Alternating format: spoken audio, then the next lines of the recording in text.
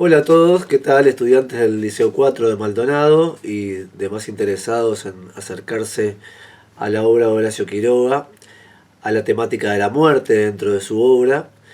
Vamos a estar abordando este tema a partir de la lectura de uno de sus cuentos conocidos, es El hombre muerto, que se emparenta, digamos, en cuanto al tratamiento de la muerte con varios de sus cuentos también más conocidos, como son A la deriva, El almohadón de plumas o El hijo.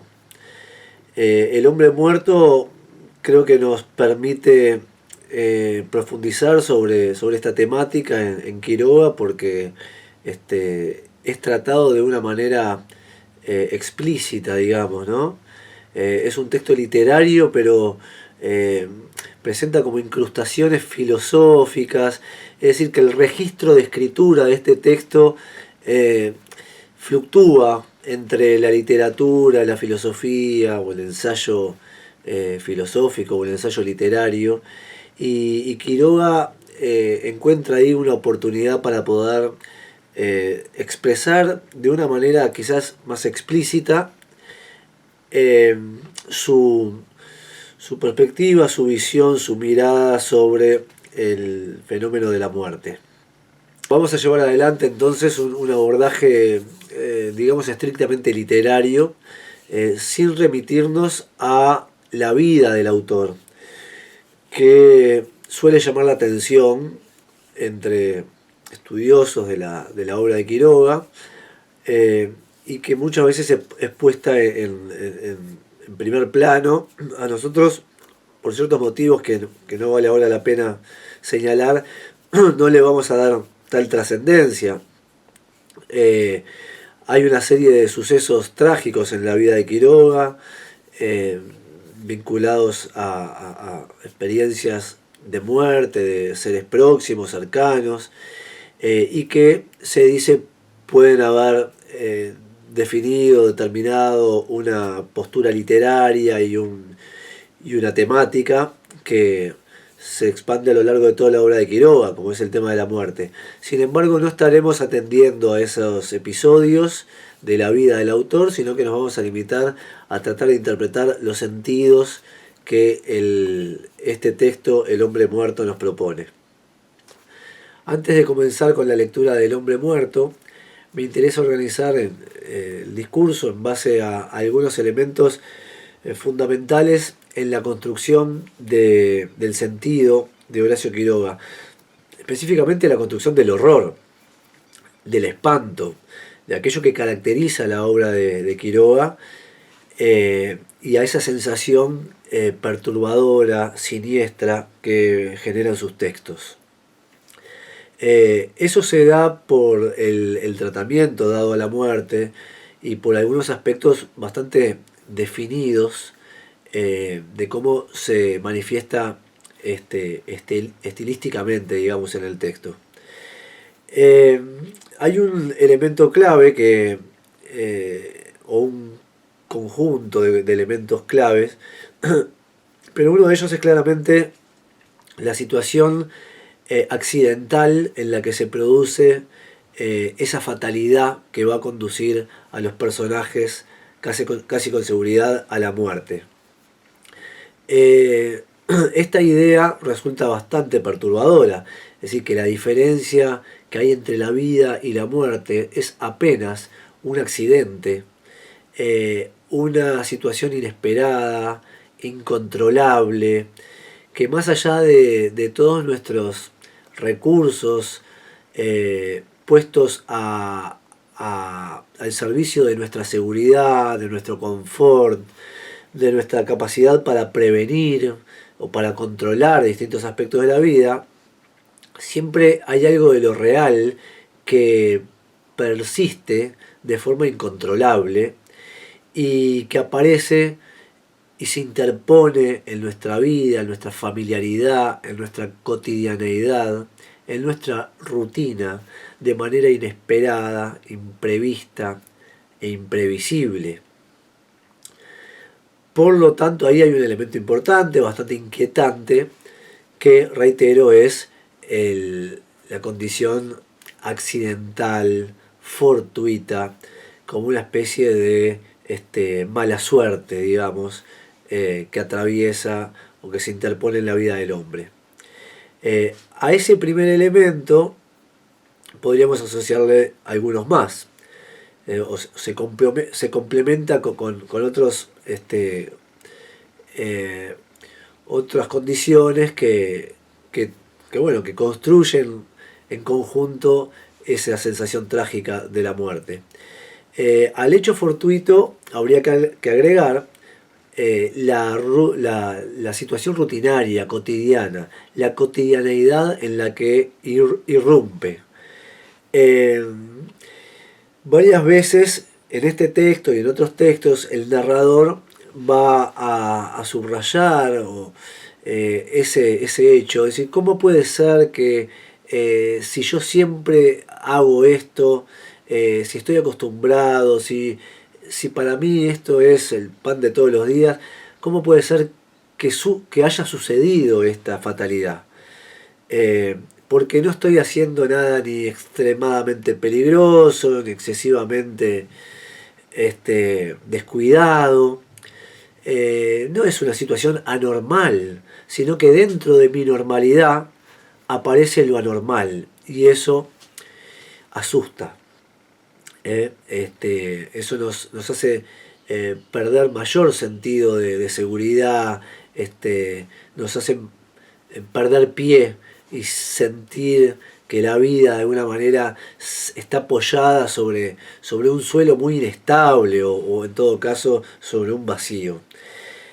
Así que, como les decía, el accidente que irrumpe en una situación de familiaridad, de normalidad, de cotidianeidad, son aspectos importantes a considerar.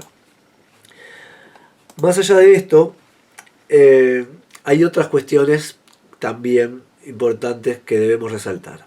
¿Sí? En Quiroga, o por lo menos en estos cuentos que hemos señalado y en varios más, la muerte no parece tener sentido, es decir, que no depende de la voluntad de nadie.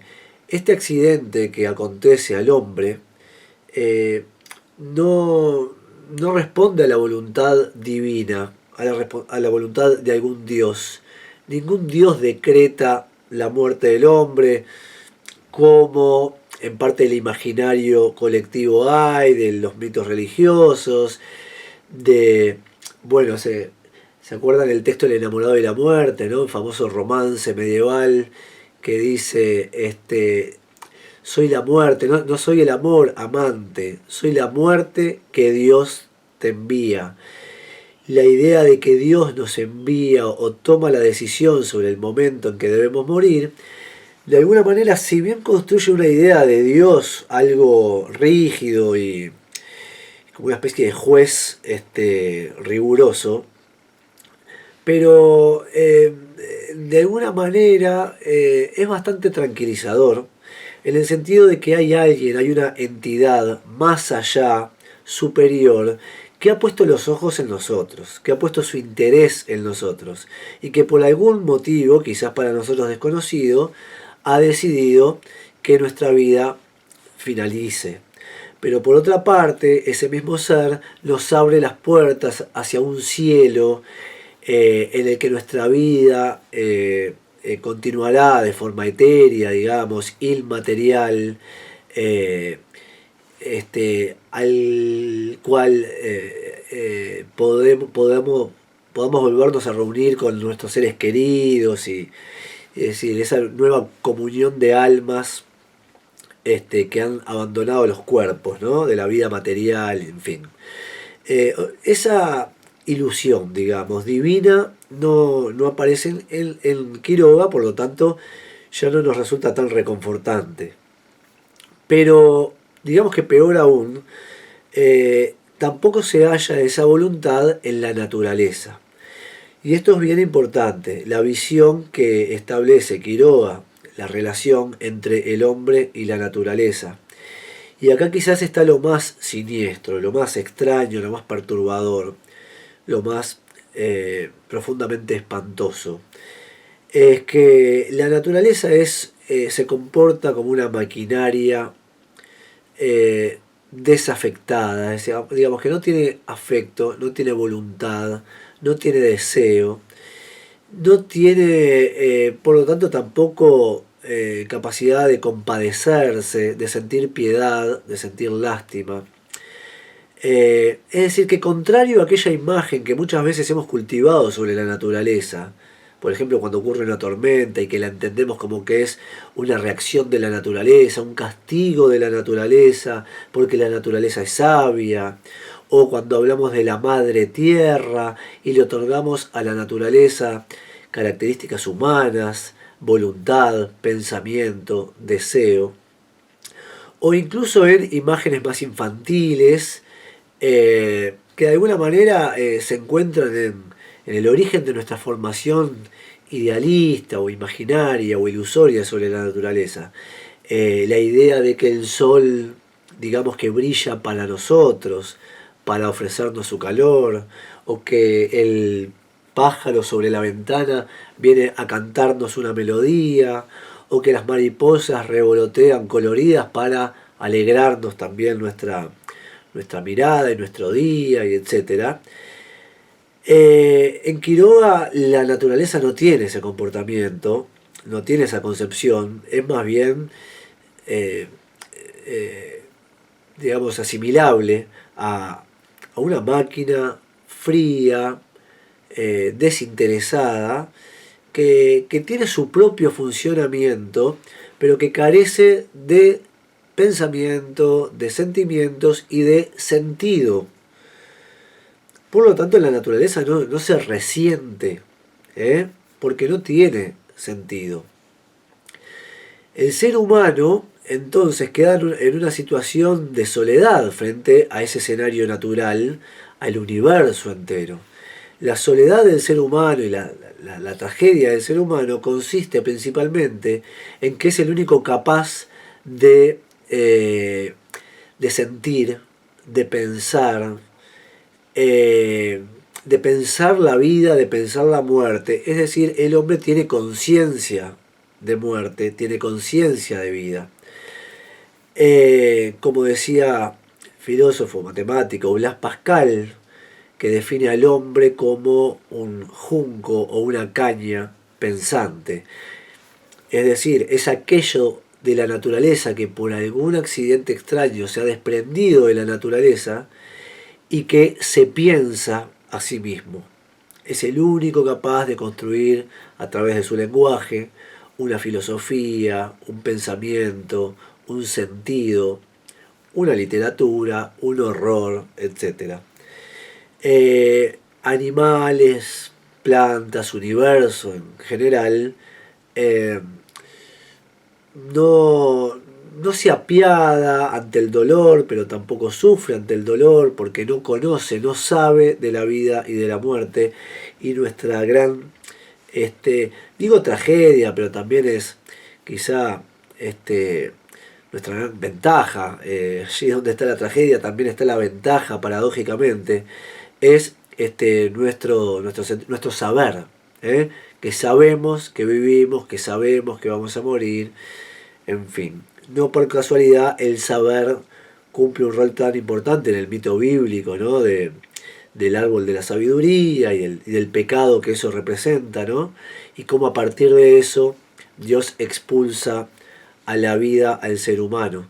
Ahora, expulsarlo a la vida es dejarlo allí con una serie de preguntas, con un lenguaje, con una inquietud que nadie puede responder, a la que nadie ofrece la más mínima atención. Bueno, entonces ahí están, creo yo, los principales elementos de la muerte en Horacio Quiroga. Decíamos el accidente, el contexto de cotidianeidad, de normalidad en la que ocurre el accidente, la ausencia de Dios y la desafección de la naturaleza, digamos, ¿no? Contrario a el mito, a esa construcción antropocéntrica que le otorgamos a la naturaleza. Digamos que como si fuera un ser viviente de las mismas características que lo es el ser humano. Bueno, vamos ahora sí a El hombre muerto, y ahí seguramente aparezcan algunos elementos más, pero ustedes van a poder identificar muchas de estas cosas que yo les decía a través de la lectura. Dice así: el hombre y su machete acababan de limpiar la quinta calle del Bananal. Faltábanles aún 2 calles, pero como en esta abundaban las chircas y malvas silvestres, la tarea que tenía por delante era muy poca cosa. El hombre echó en consecuencia una mirada satisfecha a los arbustos rosados y cruzó el alambrado para tenderse un rato en la gramilla.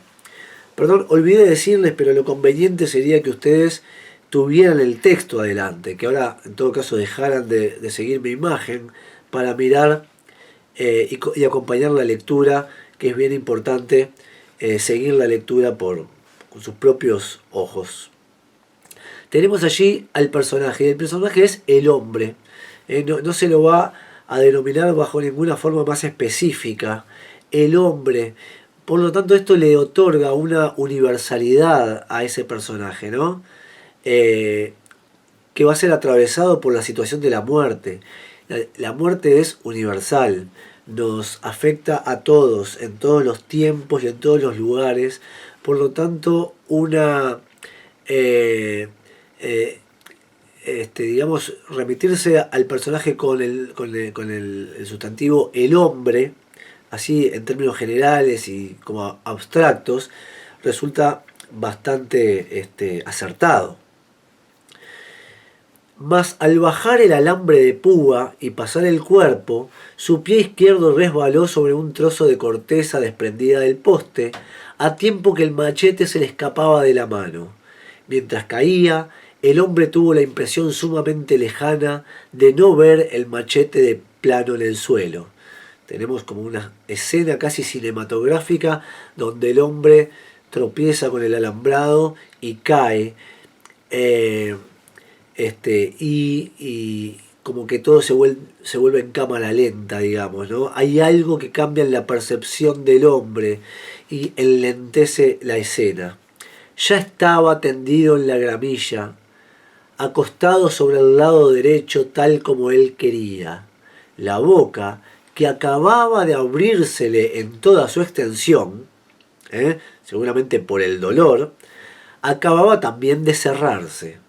Estaba como hubiera deseado estar, las rodillas dobladas y la mano izquierda sobre el pecho, solo que, tras el antebrazo, e inmediatamente por debajo del cinto, surgían de su camisa el puño y la mitad de la hoja del machete, pero el resto no se veía. De esa forma tan sutil, tan bien trabajada, nos da noticia de que el hombre se acaba de clavar el machete en su cuerpo, por eso no lo había visto caer, ¿verdad? Luego de que se le escapó de sus manos, se le insertó en sus carnes y quedó tendido en la gramilla, como a él le hubiese gustado estar, porque de hecho él pretendía tenderse a descansar, pero ahí tenemos como la situación de normalidad es interrumpida, es desviada por un hecho casual, inesperado, imposible de prever y de prevenir. El hombre intentó mover la cabeza en vano. Echó una mirada de reojo a la empuñadura del machete, húmeda aún del sudor de su mano. Apareció mentalmente la extensión y la trayectoria del machete dentro de su vientre, y adquirió, fría, matemática e inexorable, la seguridad de que acababa de llegar al término de su existencia. Este enunciado está bien interesante, primero porque nos anticipa lo que va a pasar, el desenlace de la muerte del personaje ya lo tenemos dado desde un principio, y el interés del texto no pasa por saber si el personaje va a morir o no. Disculpen que tuve que interrumpir, seguimos con la lectura. Habíamos quedado ayer en el momento en que el hombre adquiere fría, matemática, inexorable, la seguridad de que acaba de llegar al término de su existencia. Y este pasaje me parece bien importante porque primero que se nos está anticipando el final fatal, ¿no? El desenlace de la muerte del personaje, algo bastante previsible en el texto de Quiroga y por lo tanto no está allí el interés de la obra. No es como esos textos en los que buscamos saber qué va a pasar al final. Por más que podamos mantener cierta esperanza, siempre hay en los lectores una fuerza vital, digamos, que nos mantiene expectantes de que el personaje pueda salvarse. Pero bueno, no es este caso, el propio título nos lo anticipa, el hombre muerto. Por lo tanto, el interés del texto pasa por otro lado y tiene que ver con las cavilaciones, con los pensamientos del hombre frente a su segura muerte. Por lo tanto, adquiere también un tono más filosófico, ¿no? Es un tono casi que ensayístico. Y miren cómo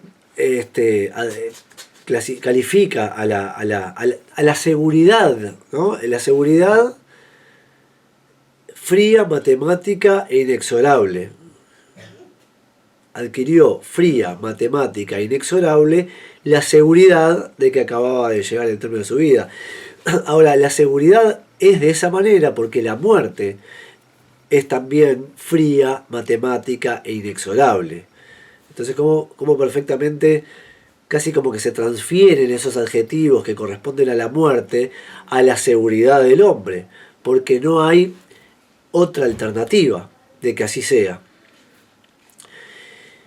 La muerte. En el transcurso de la vida, vieron que lo pone así como si fuera el comienzo de un ensayo, ¿no? La muerte. En el transcurso de la vida se piensa muchas veces en que un día, tras años, meses, semanas y días preparatorios, llegaremos a nuestro turno al umbral de la muerte. Es la ley fatal, aceptada y prevista, tanto que solemos dejarnos llevar placenteramente por la imaginación a ese momento, supremo entre todos, en que lanzamos el último suspiro. Bueno, allí también retoma un tono universal, generalizador. Fíjense que empieza a utilizar ahora la primera persona del plural, ¿no? Llegaremos a nuestro turno al umbral, ¿tá? Bueno, como reuniendo al narrador, al personaje, al lector, como que de alguna manera abandona por un momento la circunstancia concreta de aquel hombre que se había caído y lastimado con el machete para abstraer de allí una idea universal que convoca a los lectores, al narrador, al personaje.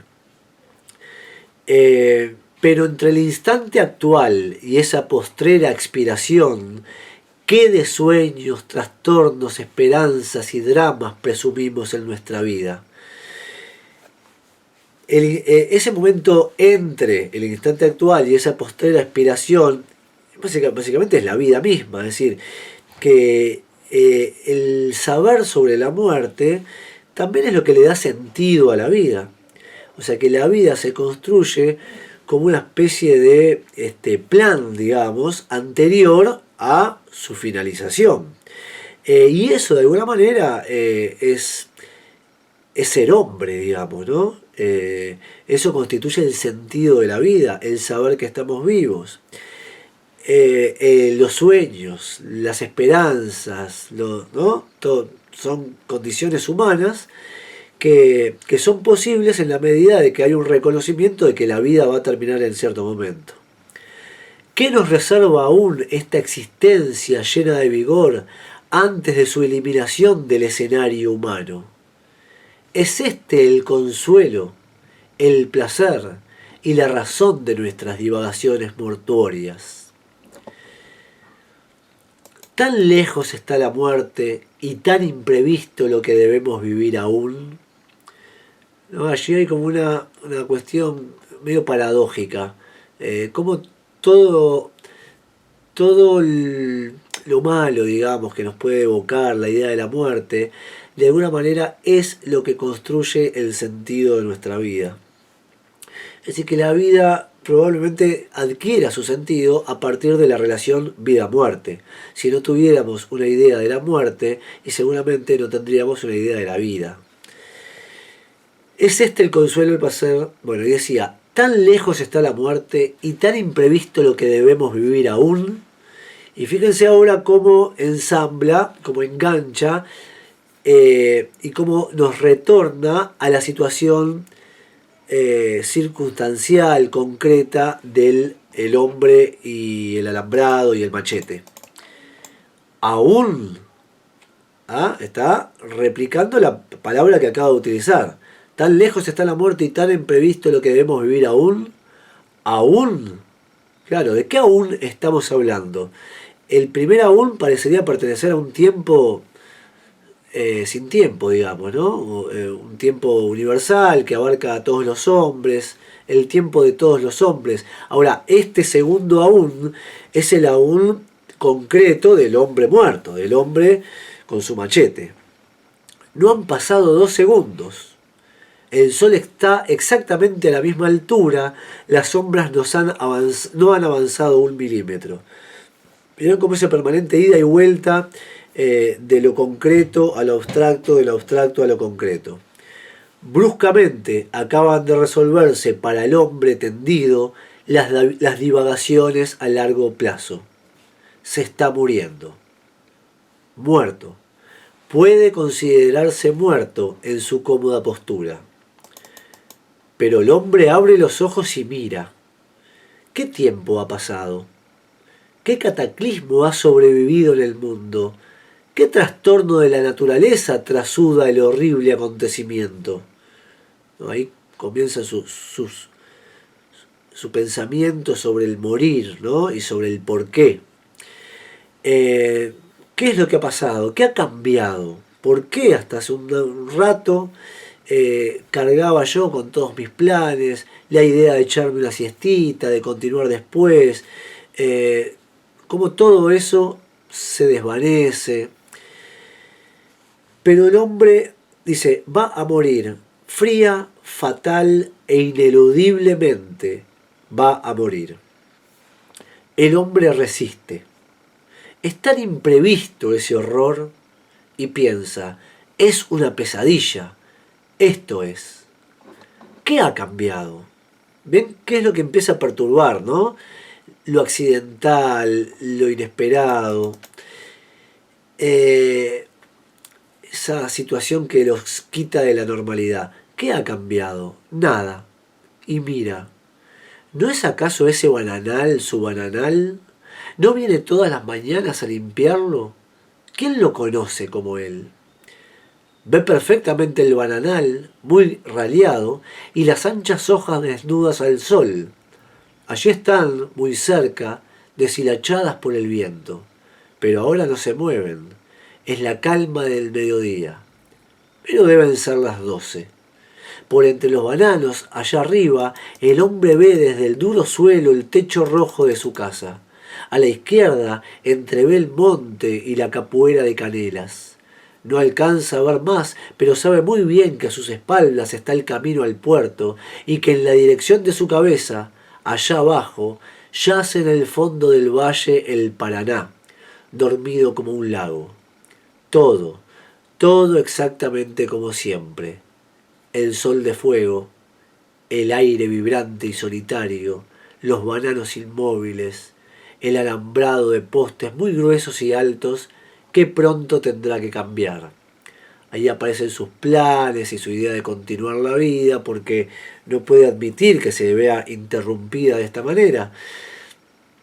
Y todo ese reconocimiento del lugar, ¿no? Una especie de mapeo, de coordenadas, de mediciones. Conoce ese lugar al dedillo, porque él mismo lo ha construido. Muerto, vuelvo a repetir, pero es posible.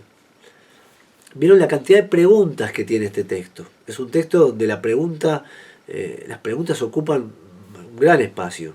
Y eso tiene que ver también con lo que planteábamos al principio, esas preguntas que no tienen respuesta. Es la idea del hombre solo. El hombre es el único poseedor del lenguaje, por lo tanto es el único poseedor, el único capaz de formular preguntas y de formular respuestas. ¿No es este uno de los tantos días en que ha salido al amanecer de su casa con el machete en la mano? ¿No está allí mismo con el machete en la mano? Perdón, ¿no está allí mismo, a 4 metros de él, su caballo, su mala cara, oliendo parsimoniosamente el alambre de púa? Pero sí, alguien silba. No puede ver porque está de espaldas al camino, mas siente resonar en el puentecito los pasos del caballo. Es el muchacho que pasa todas las mañanas hacia el Puerto Nuevo a las 11:30, y siempre silbando.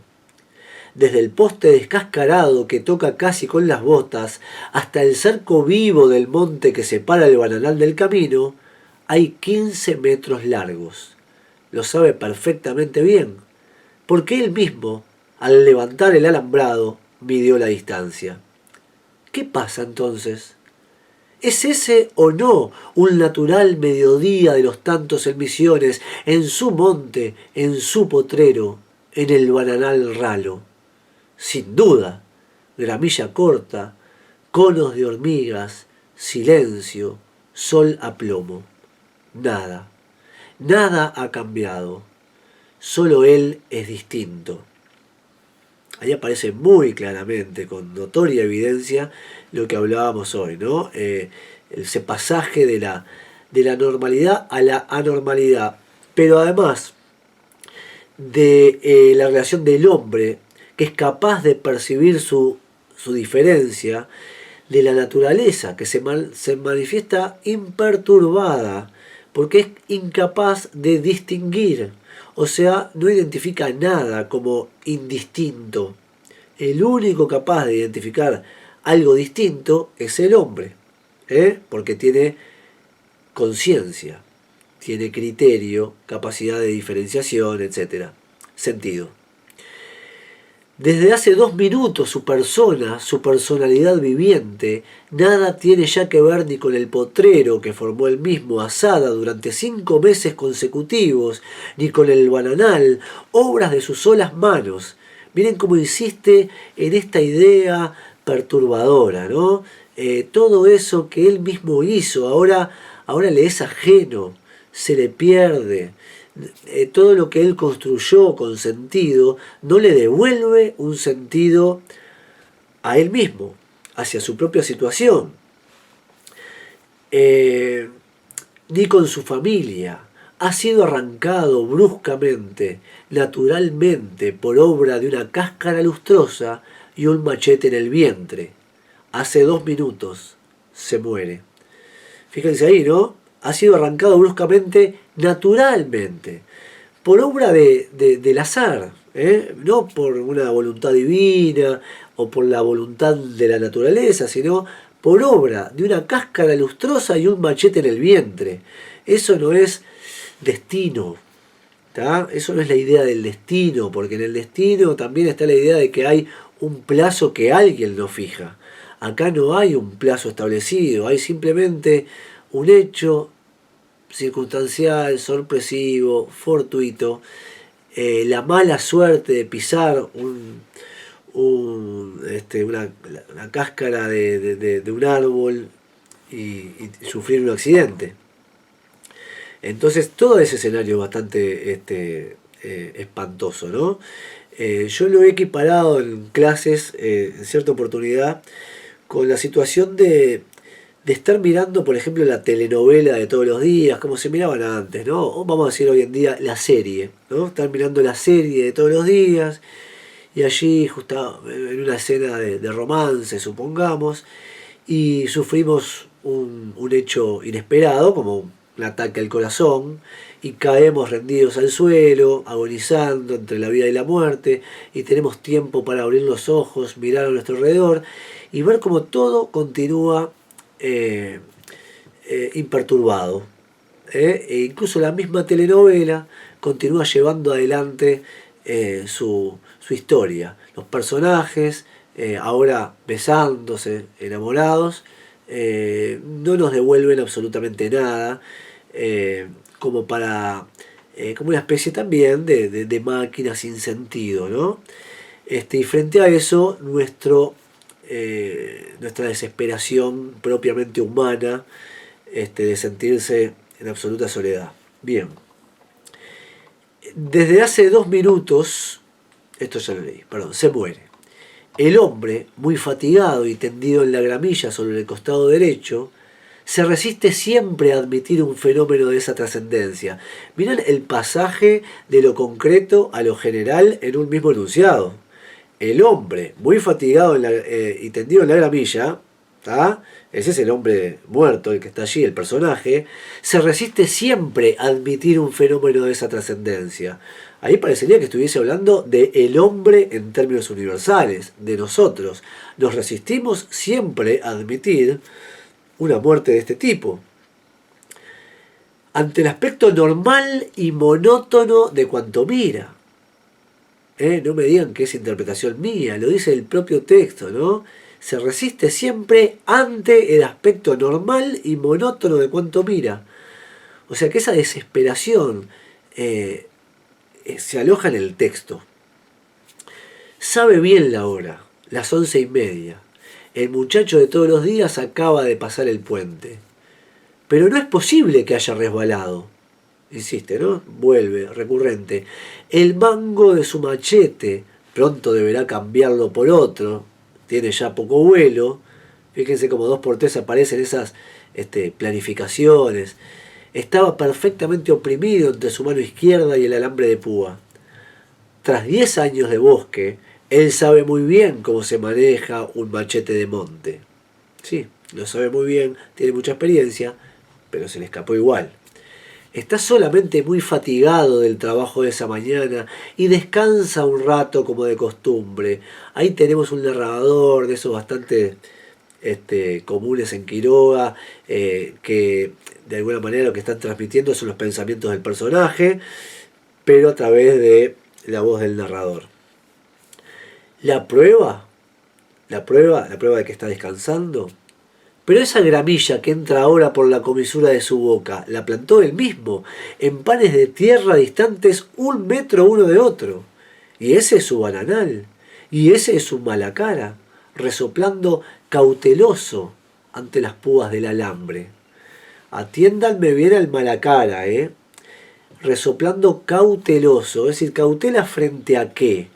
Está como a la espera de algo, está a la expectativa el malacara. Al final va a cumplir un rol bien interesante. Dice, está cauteloso ante las púas de alambre, lo ve perfectamente, sabe que no se atreve a doblar la esquina del alambrado porque él está echado casi al pie del poste. O sea que el malacara tendría la intención de querer continuar y doblar la esquina del alambrado, pero no continúa porque sabe que, porque allí hay un ser viviente, digamos, por lo menos todavía. El sol cae a plomo y la calma es muy grande, pues ni un fleco de los bananos se mueve. Todos los días, como ese, ha visto las mismas cosas. Sí, todos los días, como ese, salvo que ese es el día de su muerte. Muy fatigado, pero descansa solo. Deben de haber pasado ya varios minutos. A las 12 menos cuarto, desde allá arriba, desde el chalet de techo rojo, se desprenderán hacia el bananal su mujer y sus 2 hijos, a buscarlo para almorzar. Oye siempre, antes que las demás, la voz de su chico menor que quiere soltarse de la mano de su madre. Pia, pia, pia, pia. ¿No es eso? Claro. Oye. Ya es la hora. Oye efectivamente la voz de su hijo. ¡Qué pesadilla! Pero es uno de los tantos días, trivial como todos, claro está. Luz excesiva, sombras amarillentas, calor silencioso de horno sobre la carne que hace sudar al malacara inmóvil ante el bananal prohibido. El malacara inmóvil. Muy cansado, mucho, pero nada más. ¿Cuántas veces a mediodía como ahora ha cruzado volviendo a casa ese potrero, que era Capuera cuando él llegó, y antes había sido Monte Virgen? Volvía entonces muy fatigado también, con su machete pendiente de la mano izquierda a lentos pasos. Puede aún... Estamos acá en el desenlace de la historia, el último párrafo, y miren la manera en que Quiroga va a cerrar la historia, en una escena también casi cinematográfica, como una especie de zoom out, como si la cámara se alejara, algo así como haciendo un paralelismo con la idea de que el alma se desprende, ¿no?, del cuerpo, y el hombre puede verse a sí mismo de fallecer. Dice, puede aún alejarse con la mente, si quiere. Puede, si quiere, abandonar un instante su cuerpo y ver desde el tajamar por él construido el trivial paisaje de siempre, el pedregullo volcánico con gramas rígidas, el bananal y su arena roja, el alambrado empequeñecido en la pendiente que se acoda hacia el camino, y más lejos aún, ver el potrero, obra sola de sus manos, y al pie de un poste descascarado, echado sobre el costado derecho y las piernas recogidas, exactamente como todos los días, puede verse a él mismo, como un pequeño bulto asoleado sobre la gramilla, descansando porque está muy cansado. Esa idea de la cámara que se aleja, que se ve a sí mismo, y ya como un bulto. Cada vez más el hombre deja de ser hombre para ser una materia inerte. Pero el caballo, rayado de sudor e inmóvil de cautela, y acá volvemos al caballo, y ahí la importancia que yo les decía anteriormente, como ya lo había puesto en escena, ¿no? Y por un motivo lo había puesto en escena. Ahora la noticia de la muerte, digamos, nos va a llegar de una manera indirecta, nos va a llegar a través de la actitud, del comportamiento del caballo. ¿Se acuerdan que el caballo de alguna manera tenía intención de moverse, pero se mantenía él inmóvil porque había algo todavía en movimiento? Pero ahora está frente a un bulto inerte. Entonces, pero el caballo, rayado de sudor e inmóvil de cautela ante el esquinado del alambrado, ve también al hombre en el suelo y no se atreve a costear el bananal como desearía. Ante las voces que ya están próximas, pia pia, vuelve un largo rato las orejas inmóviles al bulto. Tranquilizado al fin, se decide a pasar entre el poste y el hombre tendido, que ya ha descansado. Es decir, que murió. Pero fíjense cómo muere, o cómo nos llega la sensación de la muerte del hombre a través de la propia movimiento o inmovilidad de las orejas del caballo. El caballo espera un sonido y al ver que no vuelve ninguna onda sonora, digamos, de ese cuerpo, se atreve entonces a continuar y a pasar por el costado o por encima de ese cuerpo, sabiendo que ya no hay nada allí que esperar. En fin. Bueno, espero que les haya sido de utilidad, les haya quedado claro. Me parece que es importante, sobre todo los conceptos vertidos al principio, para luego, bueno, poder verlos reflejados a partir de la lectura de la obra. Reitero que quizás lo más interesante del tratamiento de la muerte en Quiroga tiene que ver con esa situación de la relación con la naturaleza y del desapego, ¿no? El desinterés de la naturaleza, la desafección, lo inhumano de la naturaleza frente a lo humano del hombre, y esa dialéctica, o en esa dialéctica, emerge todo el sufrimiento y todo lo trágico de el ser humano. Para terminar, si me permiten un minuto, quiero compartir un poema de Idea Vilariño, escritora uruguaya, porque me parece que va bastante en consonancia con esa mirada desmitificadora de la naturaleza, como desromantizada, quizá como angustiante por su realismo, digamos, o por su búsqueda de, de sentido de lo real, ¿no?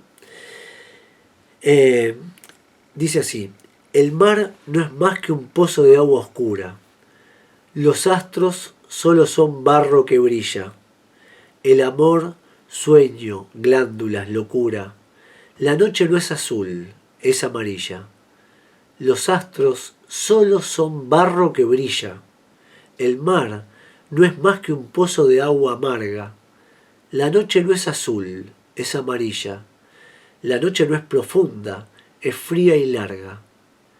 El mar no es más que un pozo de agua amarga, a pesar de los versos de los hombres.